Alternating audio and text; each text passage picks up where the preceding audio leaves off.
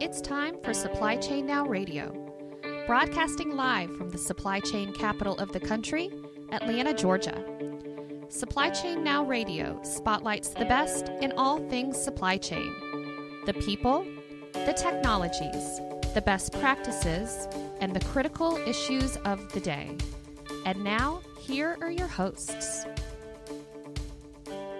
Hey everybody, Scott Luden again with you live on Supply Chain Now Radio. Welcome back to the show.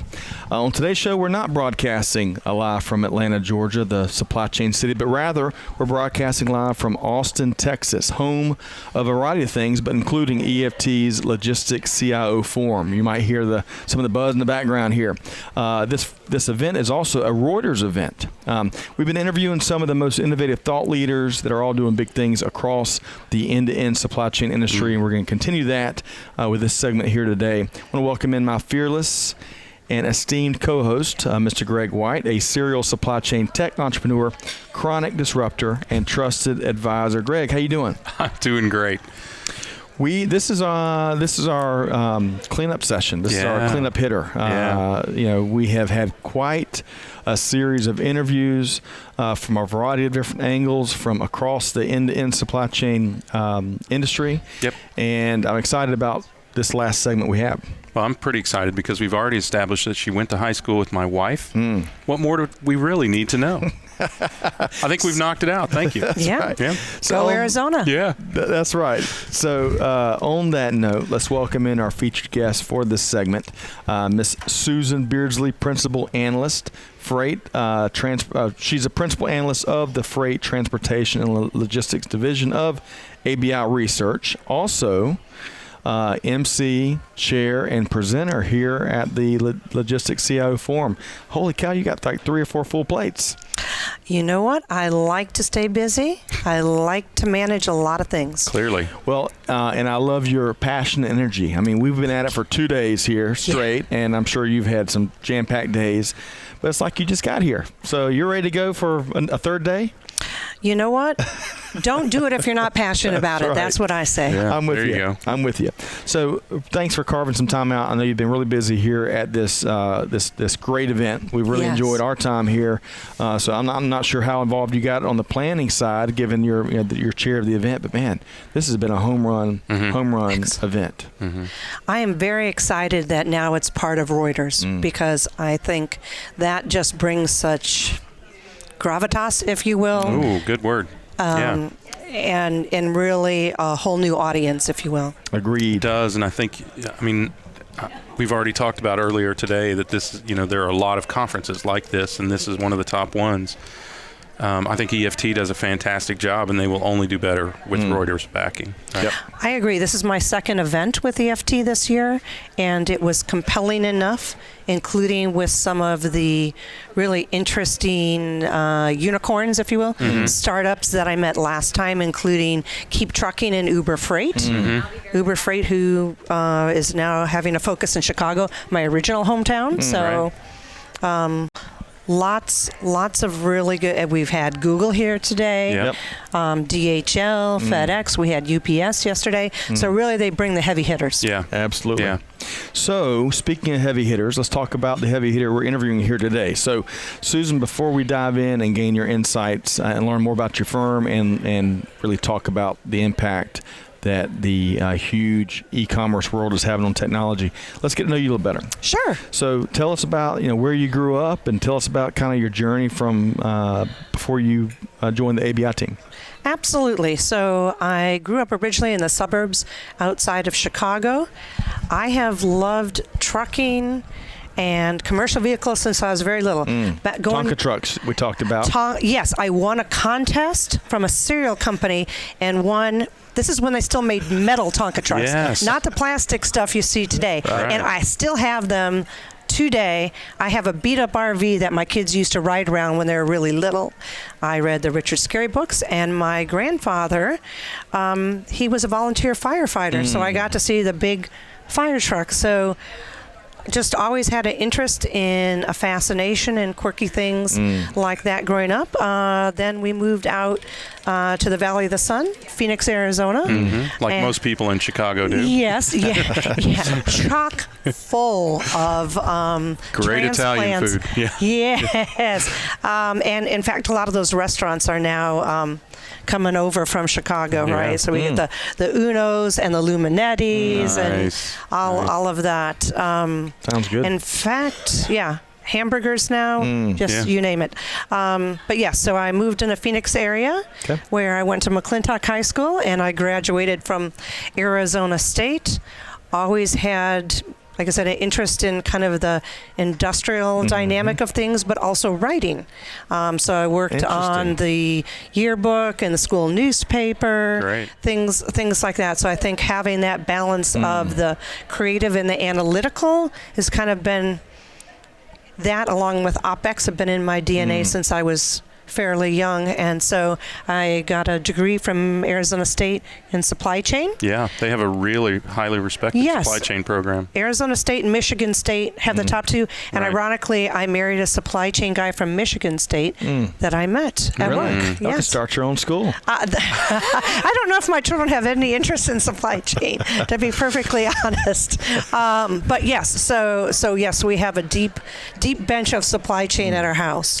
You know, if you were to get a degree from Beardslee University, that sounds very distinguished. It does sound. It sounds like it ought to be in England. Ivy League, doesn't it? There is a Beardslee Castle in England. So there you have it. I don't have any claim to it, but it's in the stars. Yes. All right. So, and then let's talk professionally. So I love hearing where your passions, since you were real young, and how those have intersected to really foreshadow where you've spent at least a good portion of your career. Before being a part of the ABI team. What else did you do in the industry? Certainly. I'll give you like the fast pass, if you will. So out of Arizona State, I went to work for Motorola, which was a huge employer in Arizona at the time. I think like 18,000 people, even larger than Intel is today. Is that where some of the APICS? Yeah, absolutely. I started in the factory doing, and then in the back end doing industrial engineering type of work, which brought me to Asia many times over the quarter, or once a quarter, I should say,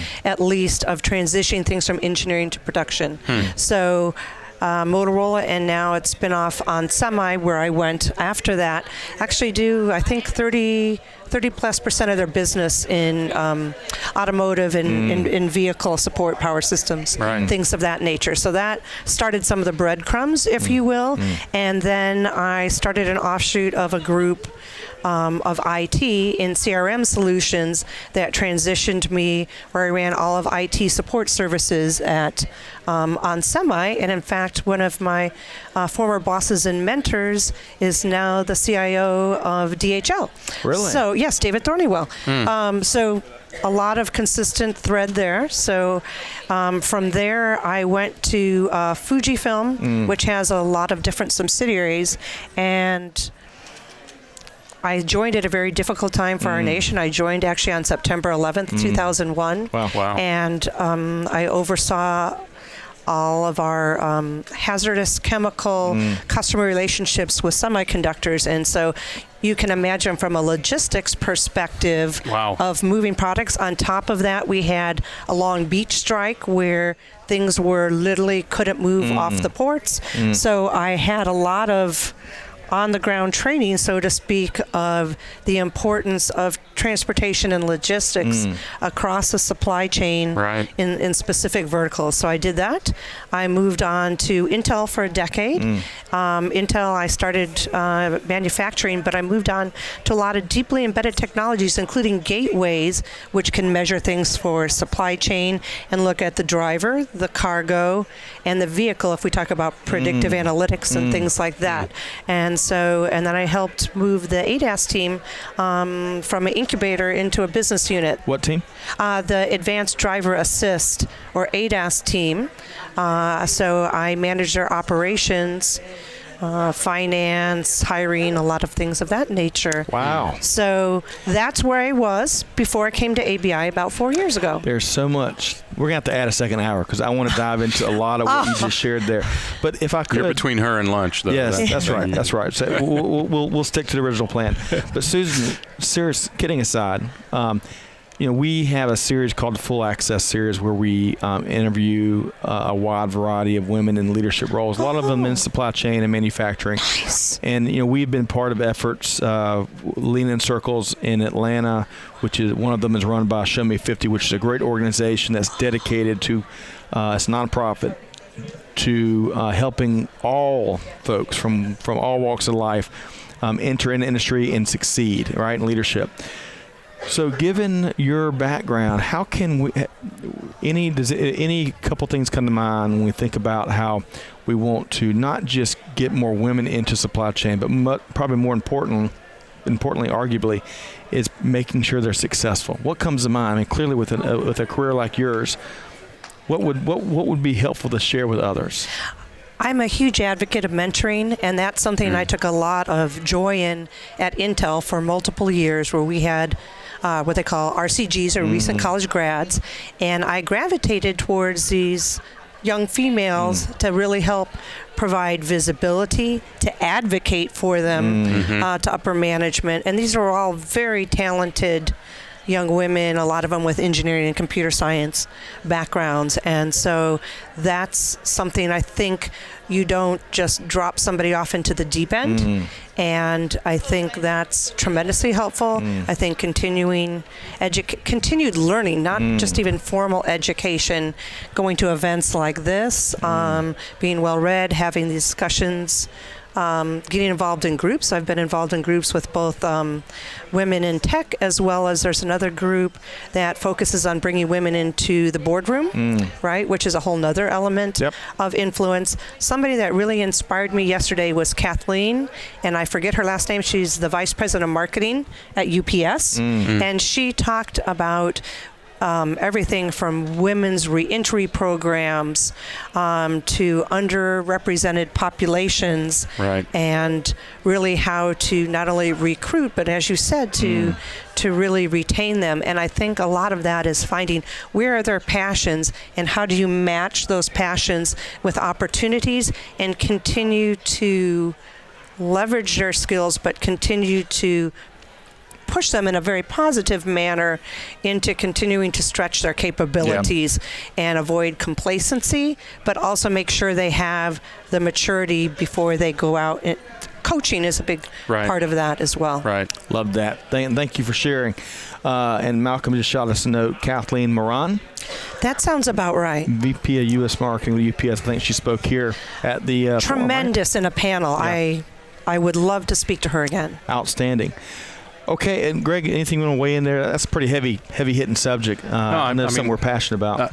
I think that it's good. I am particularly passionate about our Full Access series because I have 3 daughters. So nice. So, and honestly, I've always worked in companies where I felt like there wasn't as big a delta between the guys and the ladies as you see in so many industries, but having gotten out of the companies where we've been very conscious about that, and seeing the broader marketplace, I definitely see the need for all of this sort of thing. And look, anything that gets more diverse minds into the supply chain practice is valuable. Yeah, I'm going to do it again. I am a fan of a guy named Danny Longa, who is one of the AI gurus, real AI gurus. He's done it at Google and Amazon, and now has a company that creates AI for gaming systems where it's most often used. Wow.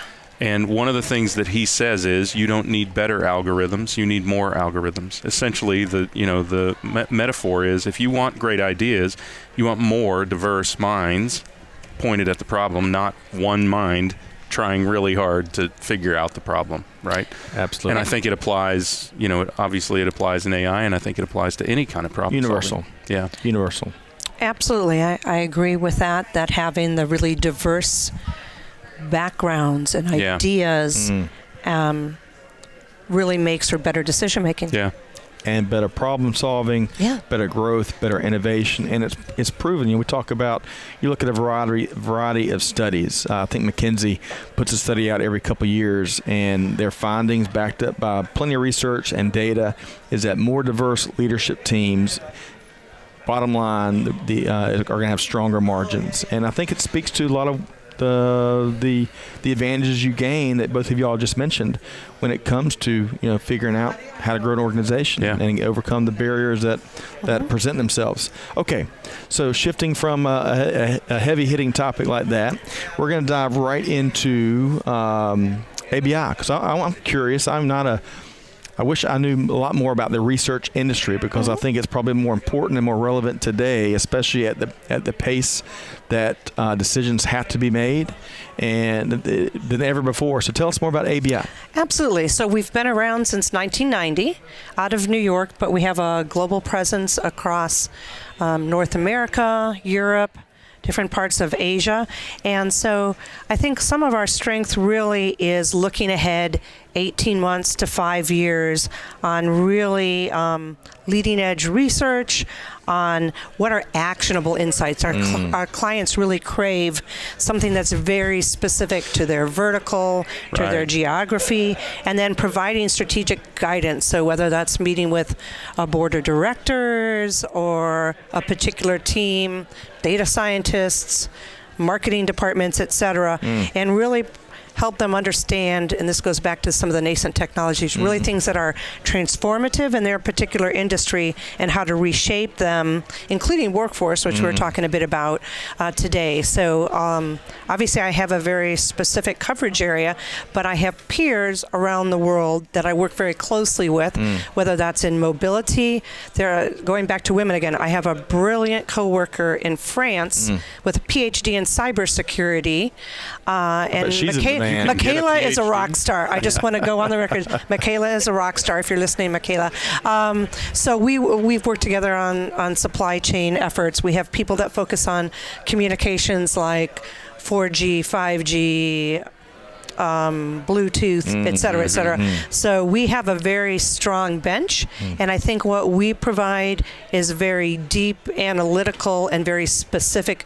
We develop a very specific, put a line in the sand, a number for a forecast, but we also do the qualitative work. Top trends. I look at things, whether that be patents, venture capital investments. I have clients that say, oh, so-and-so got acquired. Who do you think is next? Or so we talk about things like consolidation, or who are the hot startups where maybe I should consider making an investment. Right. Love that. Right.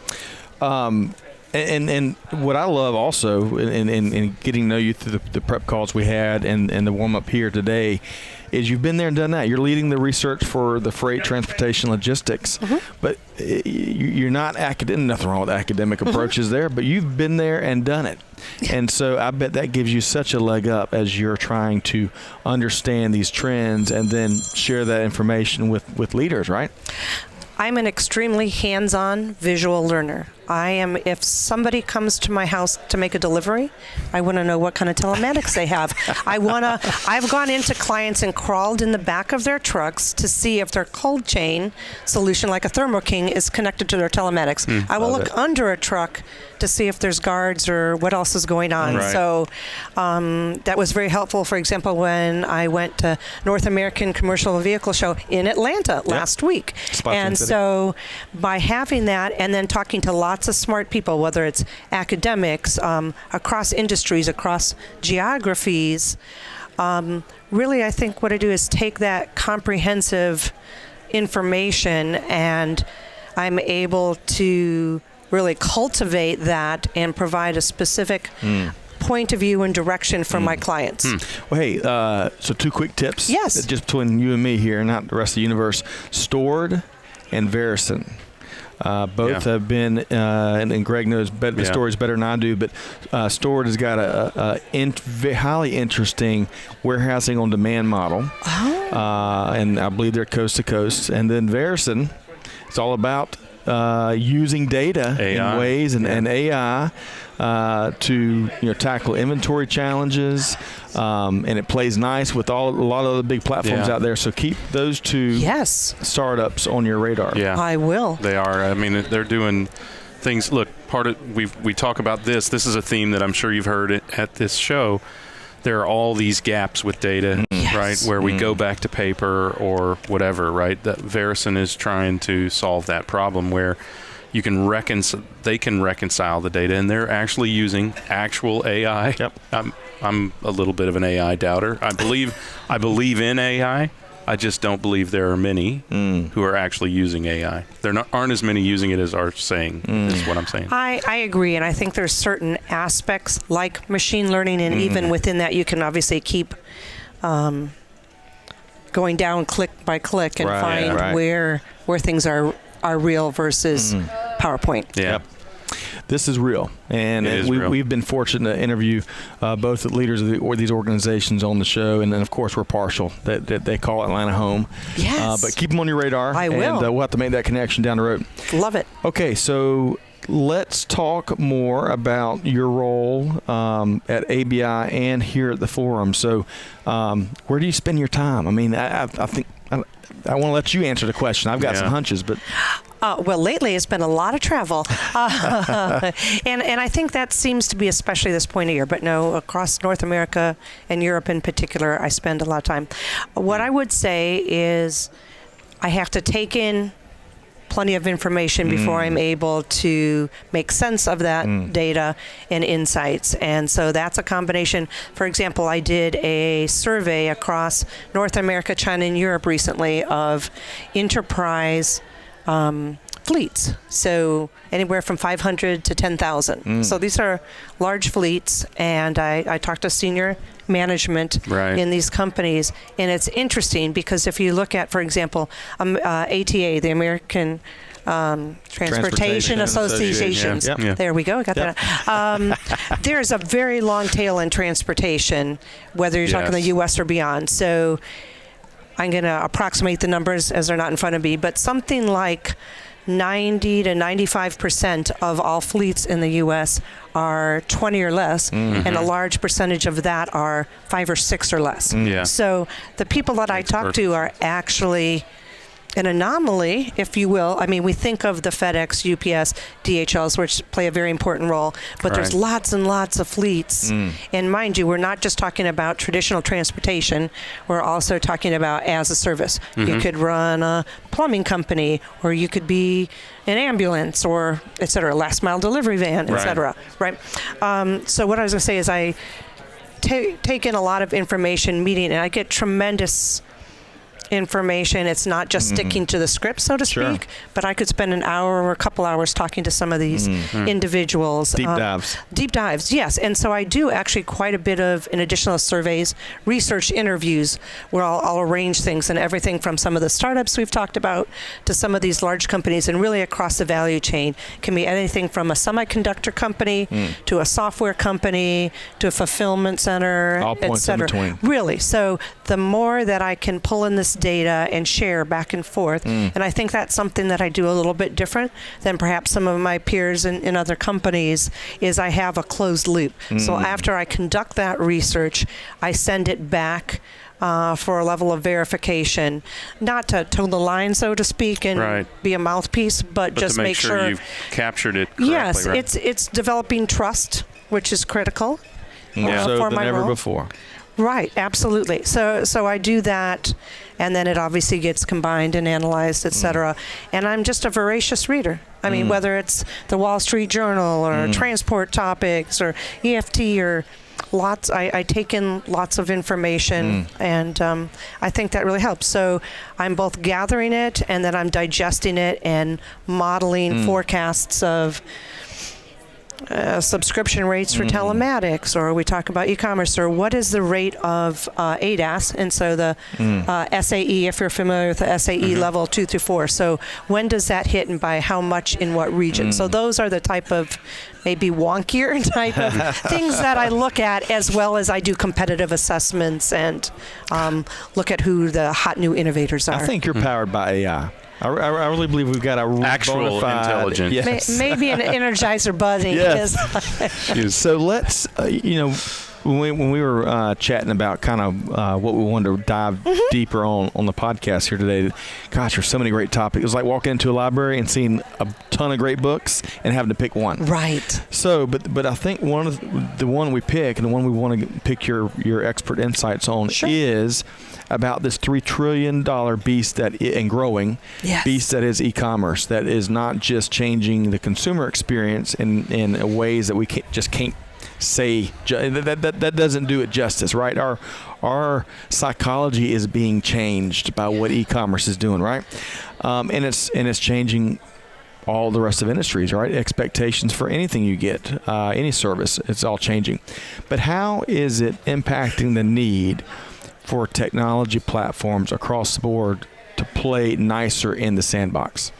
I think that's a great question. And one thing I'll throw out on the side is 3 days from now is 11/11. And that has been referred to as Singles Day in China, which really even overshadows the volume of Amazon. So I just think by it's an order helpful. of magnitude. Oh, significant, exponentially larger. So I want not throwing down on Amazon, but I think when we look at e-commerce and a chunk of that $3 trillion, we have to understand that China is the Chinese market and Chinese consumers and businesses are a huge part of that today. And as they move on beyond the tier 1 through 3 cities into more rural areas, which is where that's headed. Anyway, but in order to get to that, and you're right, you're talking about the psychology of what's considered fast. And one of the things I talked about in my presentation yesterday, and I'm sure you guys are well aware of, we're moving in, and you talk about the Amazon effect, where Amazon and Walmart and probably Target are moving into next day. Right. And that creates, and you probably see in the news, like huge upfront investment in software and hardware infrastructure and people. Look at, not to dwell on Amazon, but when they released their financials a week or two ago, deep impact based on the infrastructure they're having to build out to meet that same day, 1 day promise. So it is no small feat. Absolutely. And of course, well, we could spend a whole different time talking about the Amazon effect, but you see the impact on FedEx as where they decided not to renew the contracts. You see investment in Amazon, and by the way, Alibaba too is another example. In planes, in JD.com, yes, another great example. They're buying other companies to provide fulfillment centers and all manner of software and hardware for shipping. So you're right, it's the infrastructure, the heart, but it comes at a tremendous capital investment to make that happen. Yep. And what does that mean for all the many smaller businesses? But one of the things I thought we'd talk about today is the need for integration between your warehouse management, your transportation management, your ERP, and your CRM solutions.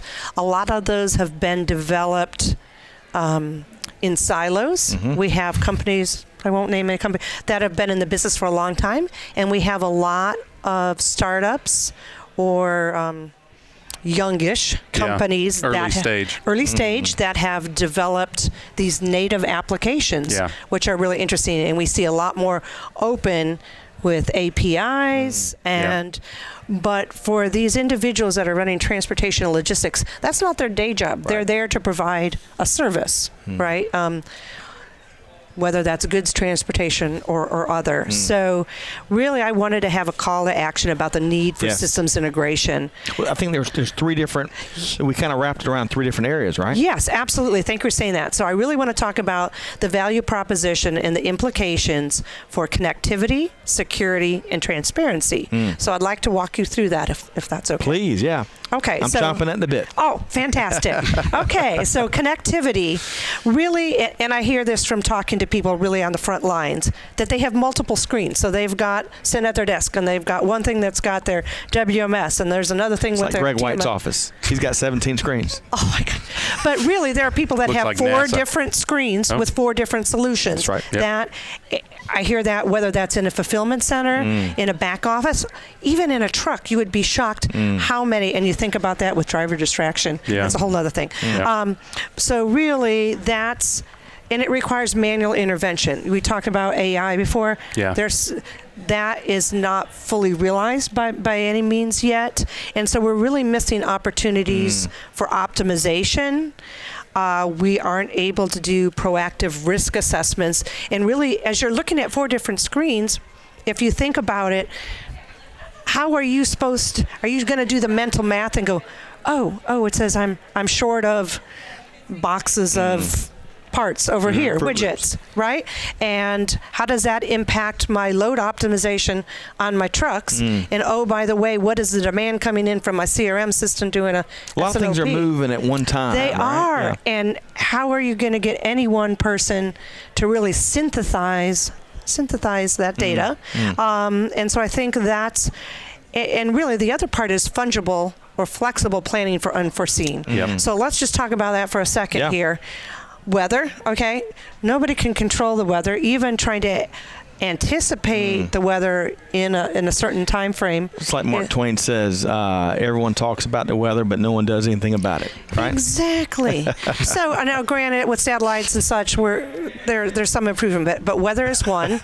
And then without getting political, right, there's a lot of things with trade and tariffs that are impactful, and they seem to be very fluid. I think that's right maybe now, a fair statement. And that's not just in the U.S., right? We have Brexit that I think has been pushed out to January, right? So there's a lot of that going on. So to manage all those unforeseens at the same time that you're trying to look at maybe 4 different systems, and I didn't even talk about, there's a lot of even big companies that have legacy systems. They want to do the not invented here in the NIH, right? So they especially some of the companies have been around for a long time. So I think having an ability to connect not just the dots, but literally integrating the systems themselves. And if you think of the crucial on an ongoing basis too, right? We're not talking about just in this 1 hour. No. Yeah. Absolutely. And how is that updated, et cetera? But if you think of, for example, I'll jump over to TMS for just a moment. In the U.S. and coming to Canada, we have hours of service for many of our truckers. And I feel I could have a whole separate discussion about parking and detention time, but that's not for today. Anyway, if you hold on to these folks with detention time because you're not ready because something's going on in the fulfillment center, and I'm not pointing fingers either way, but the point is if you had a well-connected WMS and TMS system that could predict and anticipate and then communicate to the back office for those transportation systems, you could avoid them for 2 or 3 hours sitting there waiting to load, which causes all sorts of iterative issues. So that is something. And then, like I said, on the back end of your ERP, you go to hours of service. Okay, well, how are those folks being paid? Are they being paid on a timely basis, whether that's fulfillment center or transportation? And then, like I said, all the way flowing back, you really need to see to match up your supply and demand and that needs to happen near real time, right, especially you're going to 1 day delivery. So that's one piece. The other piece is security, and I cannot say enough about security.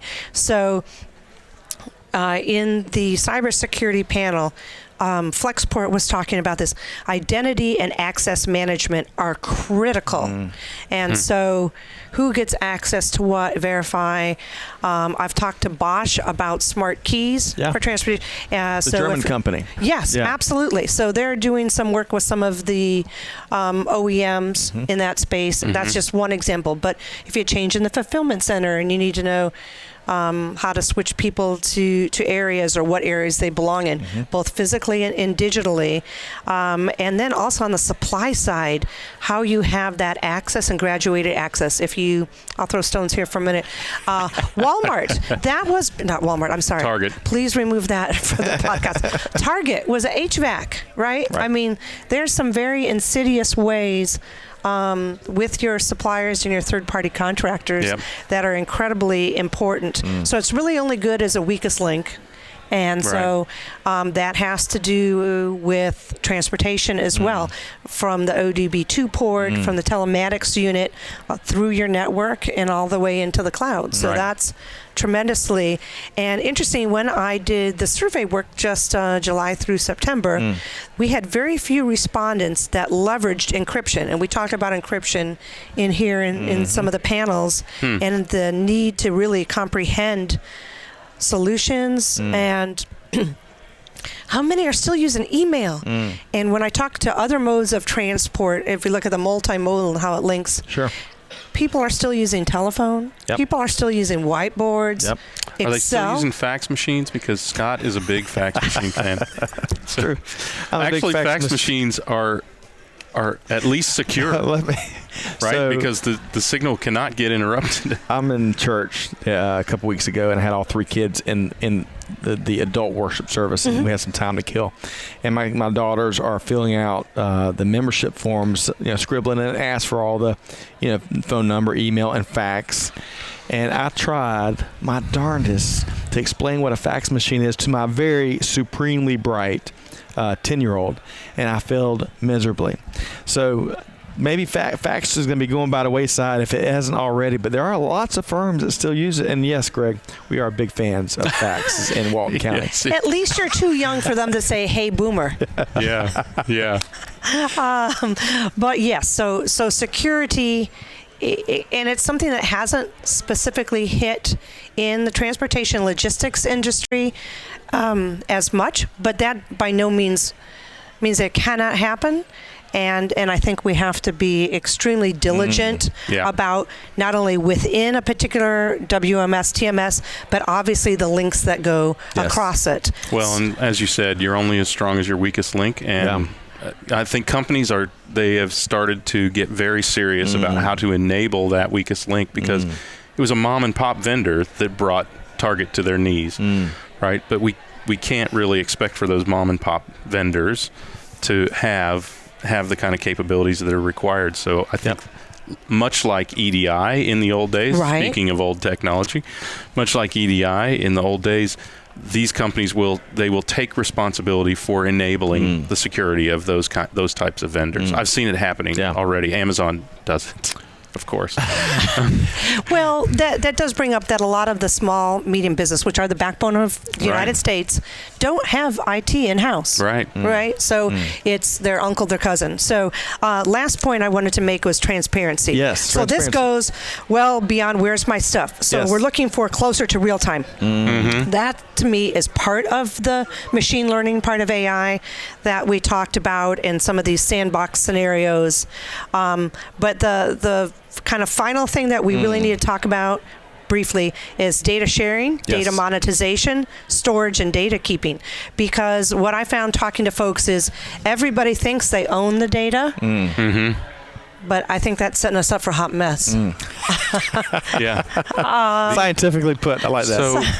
So GDPR. Yes, in Europe. Right, the privacy protocol for individuals and now moving towards companies has a very distinct description of whether you are an originator, storer or mover of data. Yes. And it makes a very clear distinction there, and I think a similar type of distinction in the United States is necessary. And in actuality, often it is very clear contractually. I've had technology companies. I know that I don't own my customers' data. I know that I am a keeper, a possessor, a protector of that data, but I don't own it. And I think the legal, sorry, not to get too legal here, but I think that the legal precedents are very clear. But the industry and the players in the industry are naive and they are unclear, right? So connectivity, security, and transparency. Yes. These are the big areas that e-commerce we're putting a lot of pressure on these areas in terms of technology platforms, right? I would say those are the three pillars, in my humble opinion, that are critical and should be enabled through systems integration of the WMS, TMS, ERP, CRM. Love that. Okay, so I know that we're going to have some listeners that want to compare notes with you, because this is stuff that a 45-minute podcast cannot do justice. And again, thanks for your valuable time here today. How can our listeners get in touch with you? Or learn more about ABI, of course, too. Perfect. So I coined the fake word Googleable the other day. Yes, I remember that. So I'm very. I still don't know how to spell it yet. I don't either. So a couple ways. One, you can reach out through ABI Research Analyst Relations, and my AR director will be happy to put you in touch. You can seek me out on LinkedIn. Very active, and there's also ABI Research _Beardslee at Twitter. So those would be my recommended approaches, and I would love to hear from your audience and engage in some thoughtful discussion. Yeah. Awesome. Great. We're going to have you to Atlanta, too. Yes. ABIResearch.com. To our listeners, really have enjoyed speaking with Susan Beardslee, Principal Analyst of the Freight, Transportation, and Logistics Practice at ABI Research. Thanks for your time, Susan. Thanь you, gentlemen. Yeah, you bet. You. And don't go away as we wrap up here shortly. Greg, holy cow. I think we saved the best for last. I'm drowning. Not only am I in over my head, I am drowning. This is a ton of great information. I really appreciate your point of view. Really enjoyed it. And, passion has been the touchstone word, it seems like, this week. And we're wrapping up on someone that's very passionate about helping others understand, gather, and process information so we can make better decisions. So, to our listeners, stay tuned as we continue our coverage of the EFT Logistics CIO Forum, a Reuters event right here in Austin. And be sure to check out other upcoming events, replays of our interviews, other resources at supplychainnowradio.com. Greg, where can our listeners find us? I don't know, Scott. No. Of course on YouTube. I want to mention YouTube first, but also wherever you get your podcasts. Google Podcasts, Googleable Podcasts, Apple Podcasts, Spotify, SoundCloud, Stitcher, Cast, you name it. It's out there. Anyone who has a podcast platform has got Supply Chain Now Radio. That's right. On behalf of the entire team, hopefully you enjoyed this interview as much as we did. Scott Luton here, wishing you a wonderful week ahead, and we will see you next time on Supply Chain Now Radio. Thanks, everybody.